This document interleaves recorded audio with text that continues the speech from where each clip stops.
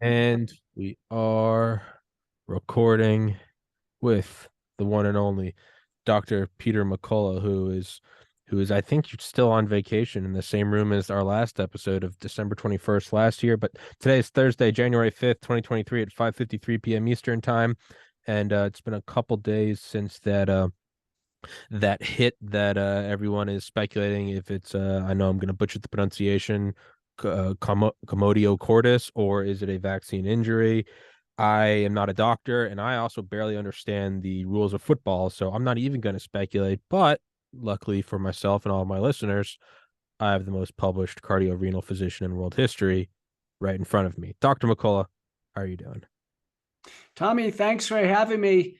Many of your listeners know I'm originally from Buffalo, New York, and I'm a diehard Bills fan. My dad had season tickets for us as kids. We went to the first game in Rich Stadium, so I wasn't going to miss this game on Monday night, Bills versus Cincinnati for the top of the AFC. But what we saw with Damar Hamlin and a tackle was quickly analyzed by a lot of experts who agreed it was a usual tackle. It wasn't anything unusual at all. He made the tackle. He got up. He bounced up. Was about ready to clap his hands or adjust his helmet, and then he fell over backwards. It looked like a primary cardiac arrest, and that was my first conclusion. They did appropriate CPR, defibrillated the heart, intubated him, gave him ventilation, got him in the paramedic unit. I know it seemed like forever, but it was actually a very quick and well done resuscitation. They waited in the tunnel to get his mom out of the stand, so that's an indication that he was stable enough for that. And then they went to University of Cincinnati Medical Center. We've heard since that time that he's been in a medically induced coma. He probably underwent therapeutic cooling to reduce any type of brain injury. And now, good news today. He's squeezing hands, moving all four Oh, extremities. nice. Apparently, yeah, he wrote who won the game. Now, I was on Tucker Carlson within 24 hours of the event, and I prognosticated for America that he would survive. And the reason I did that is I had done work in the 1990s with Richard Thompson, first author, on out of hospital cardiac arrest. And we looked at all the factors in terms of who survives neurologically and who doesn't. And he was in the category of someone's going to survive. Now, the issue is, does he have complete neurologic recovery or not? I anticipate he will because he's young and healthy. Now, someone has said recently on an interview that he'll be back on the playing field, and I think that's a different story. The vast majority of players who have cardiac arrest, they don't return to the playing field, Tommy, because they undergo an evaluation for what caused it. Many of them will have an implanted cardio defibrillator, an ICD, and so that'll take them out of competition for the rest of their careers. Oh, wow. So my armchair critique, and again, it's armchair as a not a doctor and not someone who even understands football, is a hit like that is, I know there is a small window. I know it happens normally in baseball. Dr. Malone said that on here the other day.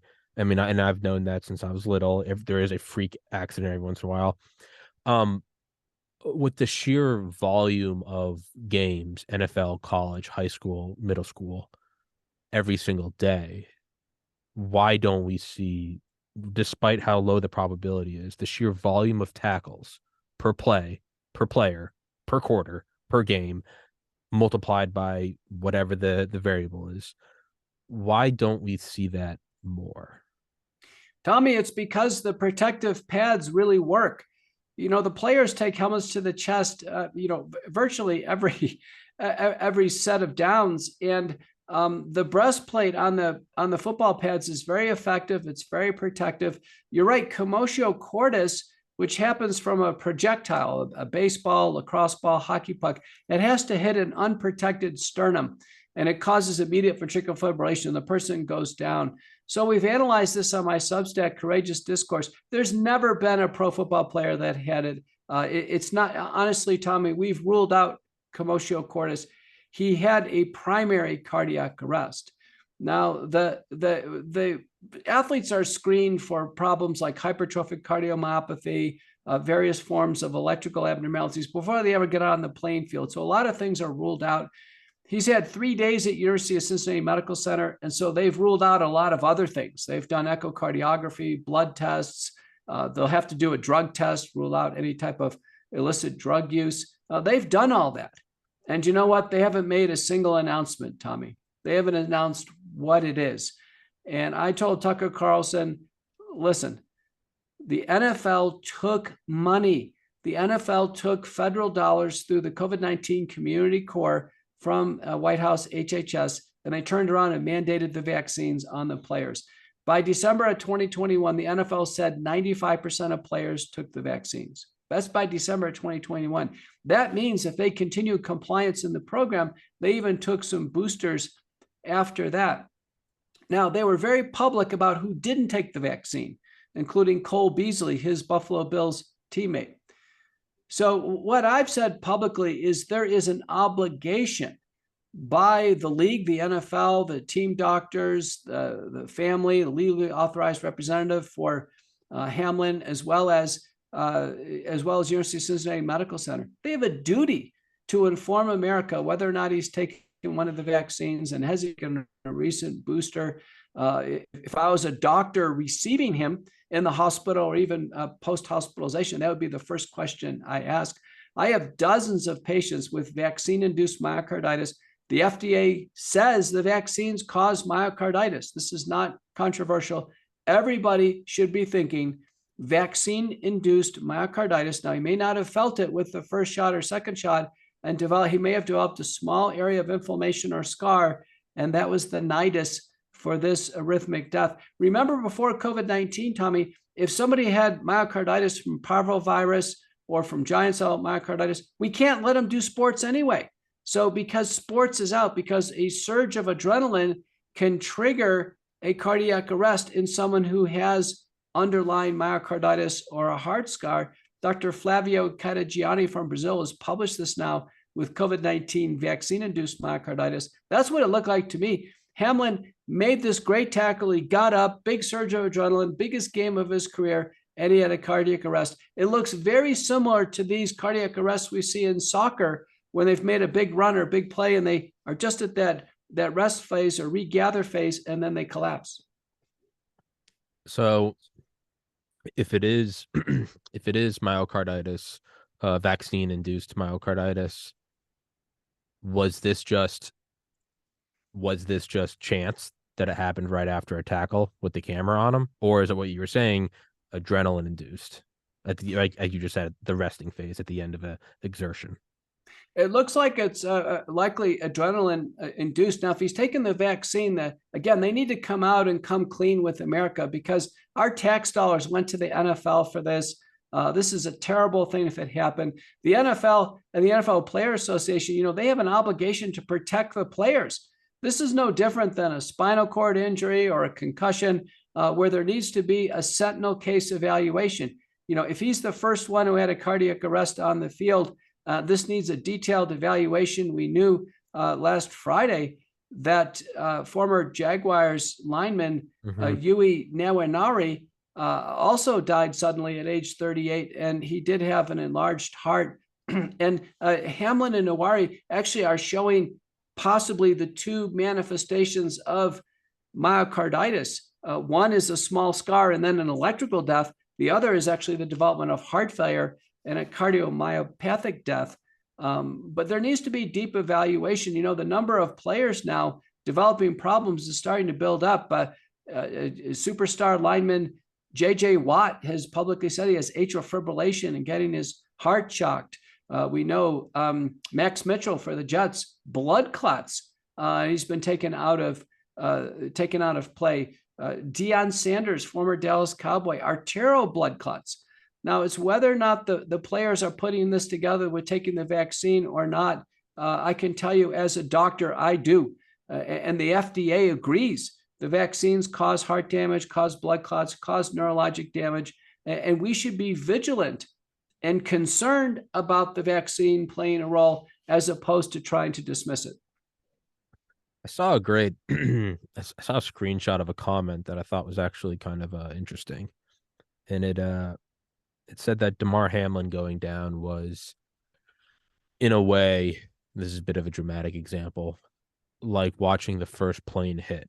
They said when the first plane hit the first tower, everyone was terrorized because it's horrible, right? A plane hitting a skyscraper full of people, no good. But you can watch any news clip from that day. I was only 11, but talk to any adult who remembers it. They all say the same thing.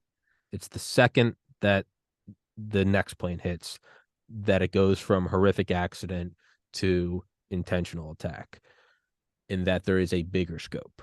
And when the next player goes down, and I don't mean to associate saying the vaccines are an attack. What I mean to say is, if it happens once, you go, oh, what a horrible pilot. You go, oh, commotio cordis, or hey, 1 in a trillion chance. It will eventually happen.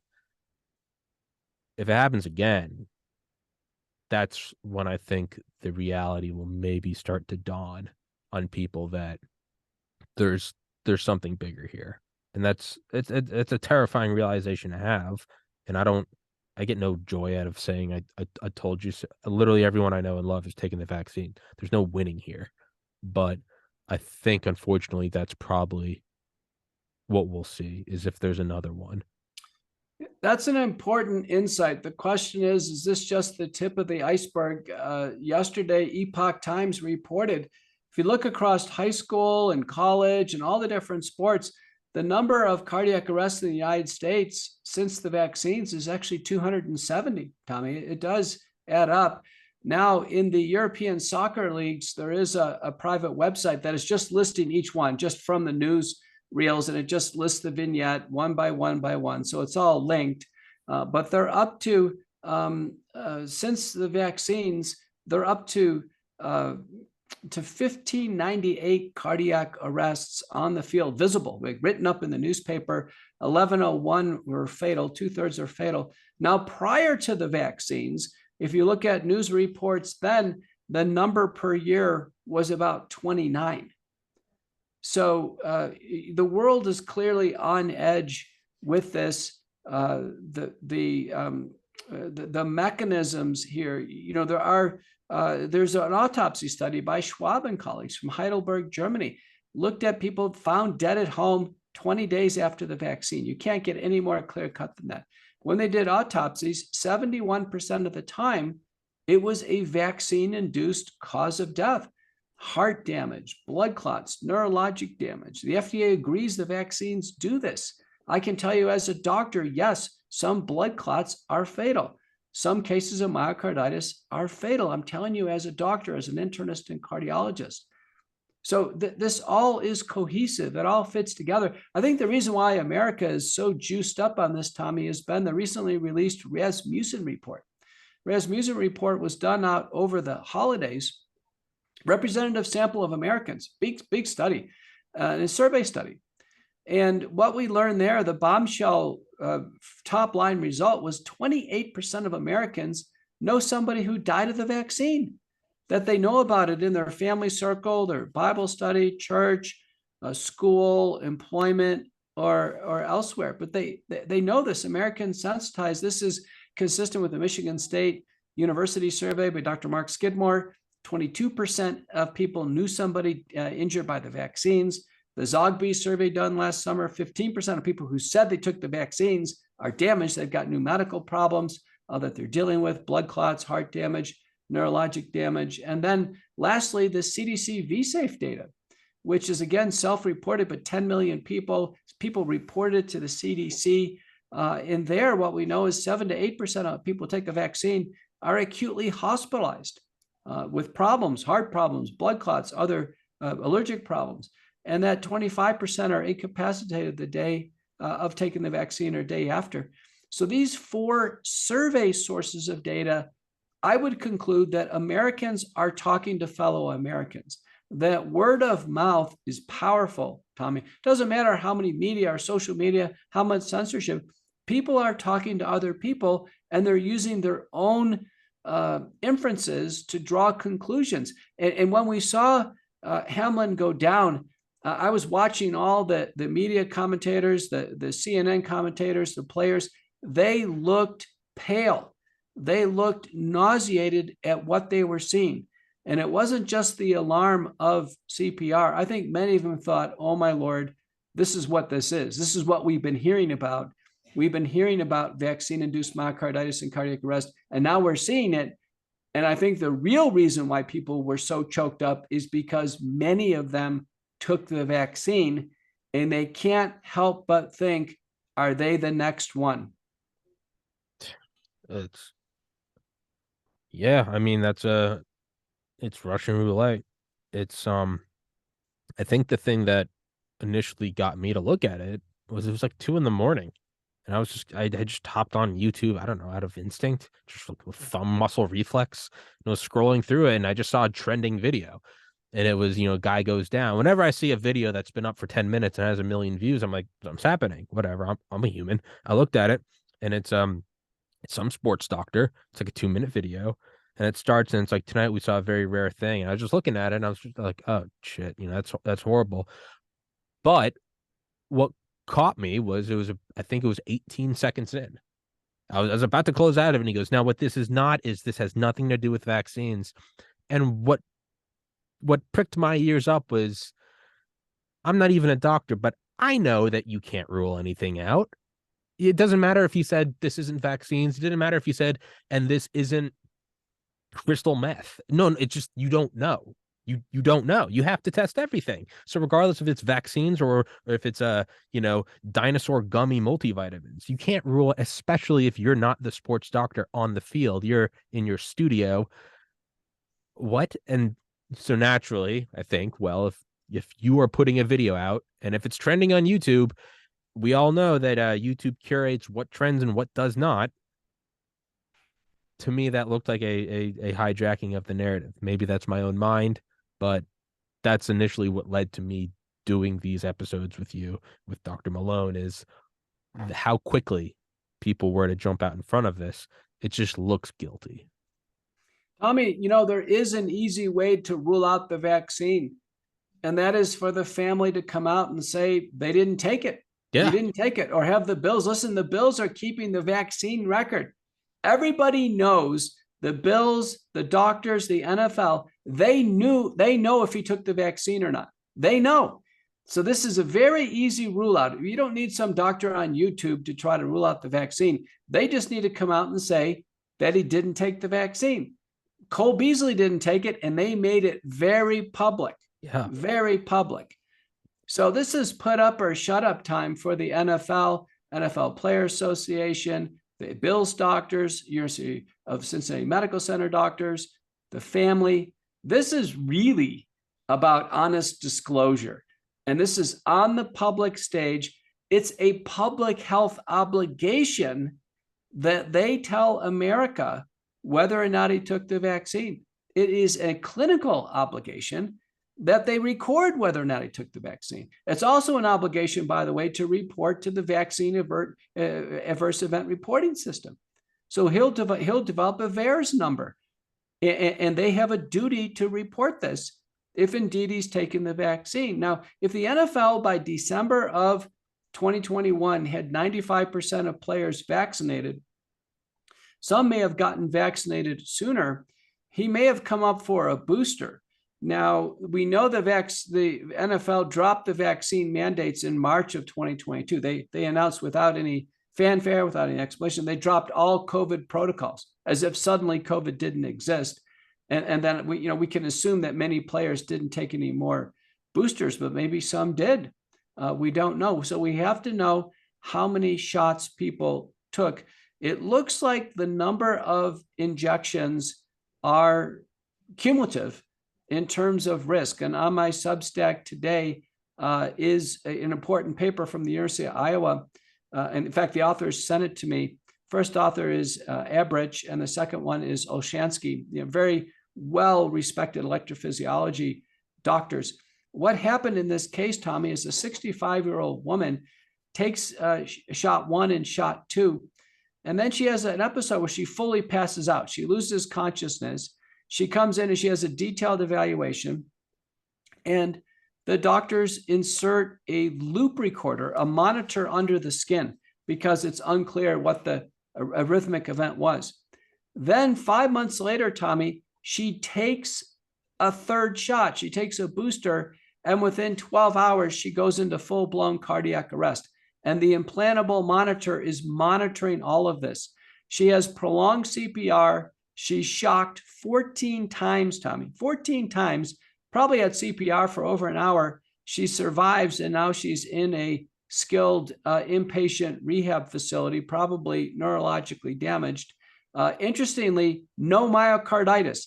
They did everything. It's not myocarditis. This was a primary effect of the vaccine, probably the immune response influencing what's called the QT interval on EKG. And so she had an arrhythmia that's well described. It has a French name called torsade de pointe.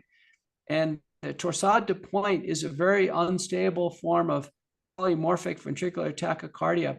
And this actually took her down. It generated her cardiac arrest. The reason why I'm telling you is that someone can actually take the vaccine or a booster, have a cardiac arrest, and the heart is going to look normal by autopsy and by MRI. And so this University of Iowa paper is very important to interpret here. So, the MRI would be diagnostic if it's myocarditis and a scar, but we could have a primary arrhythmia, particularly in a young person, where the cardiac ultrasound and the MRI are going to look normal. And it's only going to be with implantable monitoring. Are they going to be able to figure it out? So, and for those that don't have implantable monitors, it would come down to vaccination record. Well, this was in the setting of having a vaccine record, which the University of Iowa disclosed for this woman, just like the NFL and the doctors need to disclose for Hamlin. But I can tell you, this is what I'm concerned about, is that there will be cases of people who take the vaccine and they'll have, like this woman, they'll have a primary cardiac arrhythmic event, and they'll get an autopsy, and the autopsy will say the heart is normal.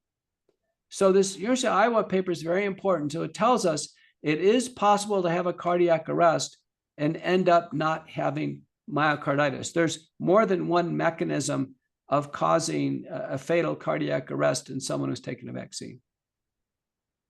Well, I mean, I guess it's to be continued.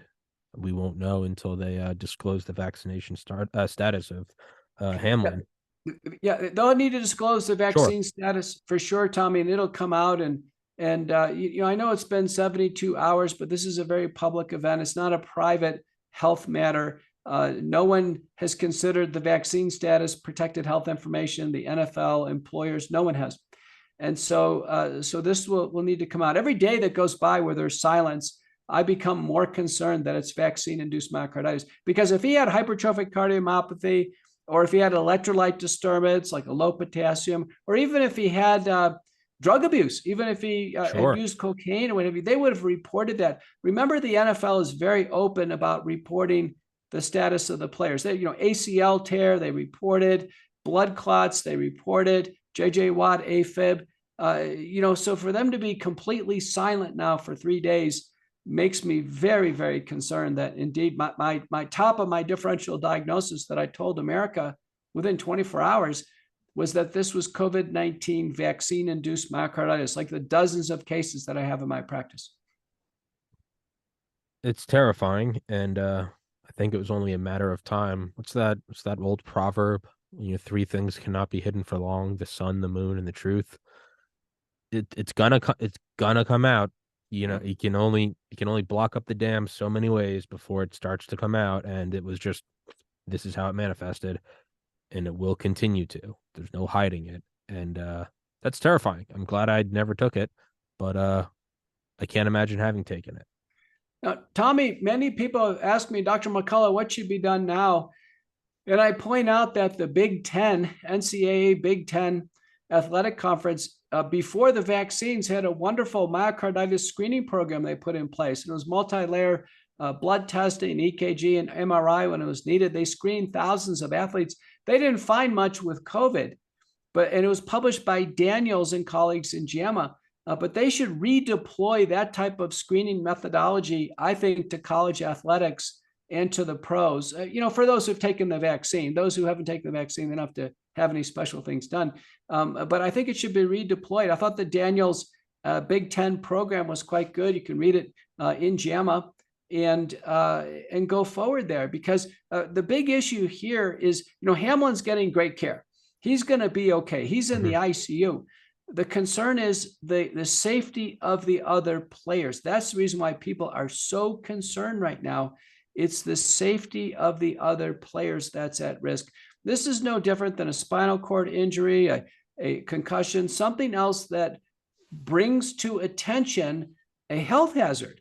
And if it's a health hazard for the NFL, that means it's a health hazard for college football, for other sports, and they'll start to work through this. You started out by mentioning commotio cordis. That's the reason why the shoulder pads have evolved to protect the sternum. That's the reason why catchers wear a sternal protector pad.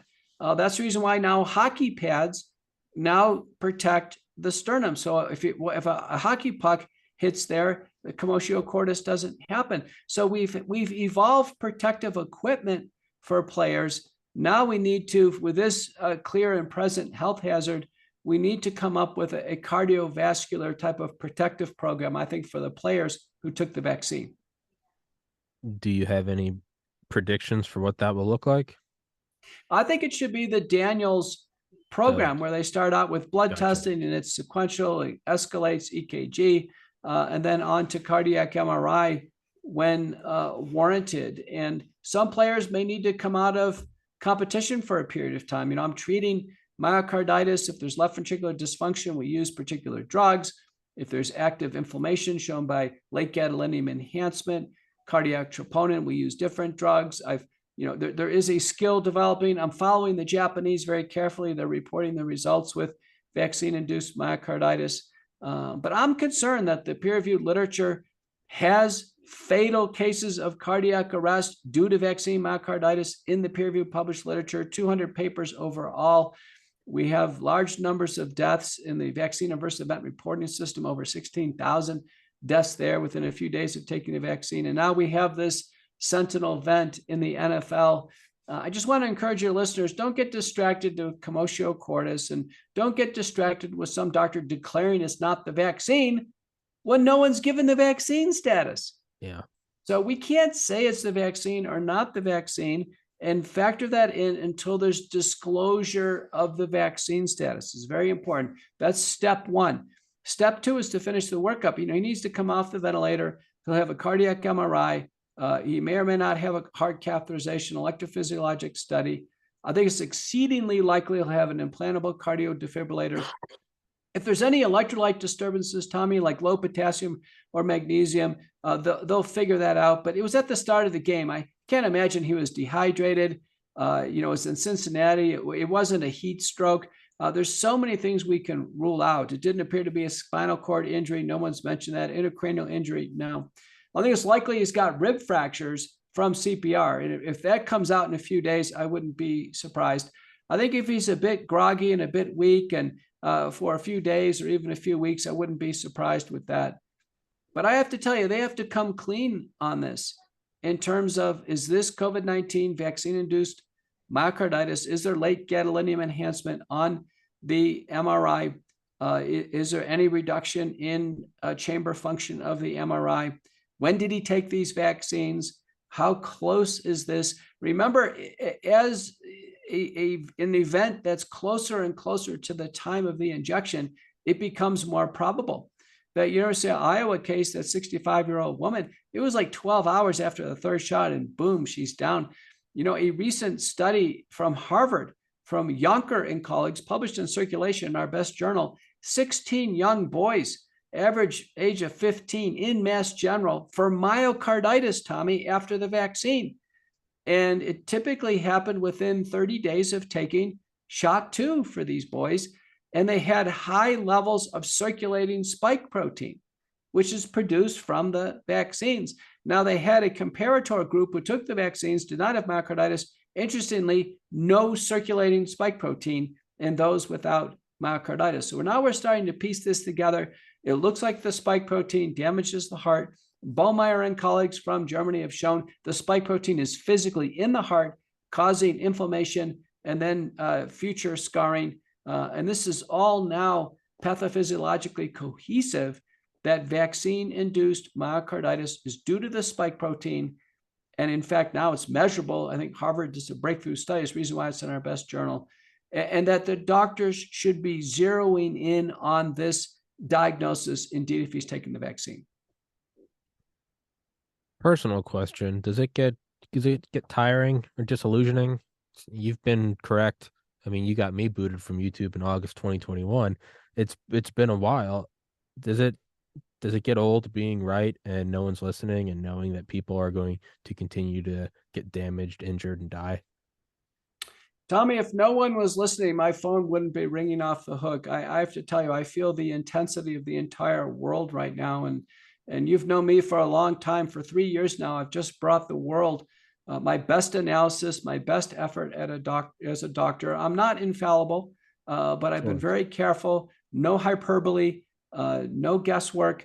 And I've been right on the mark. And even things not related to the vaccine. People ask me, is he going to recover? And I give my best prognosis. And America is starting to see doctors who are consistently right about a lot of things and are very accurate. And they are gravitating to those doctors. Doctors who are out there saying things that are completely irresponsible without any backing at all. The public is starting to jettison those people and starting to zero in on, in a sense, they're picking their own doctors, their own consultants for, reliable sources of information. Yeah, it's gonna keep going. Nothing's gonna stop it, and it's horrifying. But I think your resilience, your personal resilience, is inspiring, and it reminds me to not be a wimp and to keep doing episodes, because I see you trucking and I'm like, what am I complaining about? So, Dr. McCullough, I have nothing but respect for you and nothing but love for you. And closing thoughts? Well, Tommy, I'll tell you, let's leave it here. Make sure your followers know to check out my website, petermcculloughmd.com. It'll take you to America Out Loud Talk Radio, McCullough Report, and to Courageous Discourse Substack, my new book, Courage to Face COVID-19, as well as I'm very active back on all social media. I was suspended from Twitter for 2 months. I look back on it, just 2 months. Now my followers are skyrocketing. And, make sure you follow me on Twitter. You'll get the updates as they come out. I'm a frequent contributor on Fox News, Newsmax, One America News, Victory Channel. I've been on ABC. You'll see me on Dan Bongino. I'm going to do the pre-shoot tomorrow, and that'll be on his show, Unfiltered. And I'm just doing the best I can as a doctor. Doctors in my circle are doing the same thing. And I want everyone out there to understand this is about safety. This is about concern. This is about medical jurisprudence. None of us are trying to fearmonger the population, but we're genuinely concerned about Damar, Hamlin, and each and every person who potentially is injured with the COVID-19 vaccine program. So we'll leave it there, Tommy. Yes, sir. And I will put the links to all of your social media, your books, your websites, all that good stuff in the description, as always. Dr. McCullough, I love you. Keep doing what you're doing, man. You're the best. Thank you so much.